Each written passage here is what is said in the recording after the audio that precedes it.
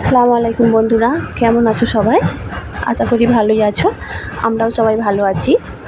তো আমি, আমার 2 ননদ এবং আমার ছোট্ট মিষ্টি মেয়ে শাহানা আমরা একটু মার্কেটে যাব বলে বেরিয়েছি। একটা ননদ তো ক্যামেরার সামনে এসেছে, আর একজন আসেনি, সে আমাদের ভিডিওটা বানিয়ে দিচ্ছিল। আমরা বাড়ি থেকে বেরিয়ে পড়লাম মার্কেটে যাব বলে। মার্কেটে গিয়ে আমরা একটা ছোট্ট পেপার হাউসে এসেছি। সেখান থেকে আমরা কিছু জিনিস কিনবো, আর কালারিং পেপার, তুলি, আরও কিছু ক্রাফটিং টুলস কিছু কিনবো বলে পারভিন আমাকে হেল্প করছে কী কী নেওয়া যায়।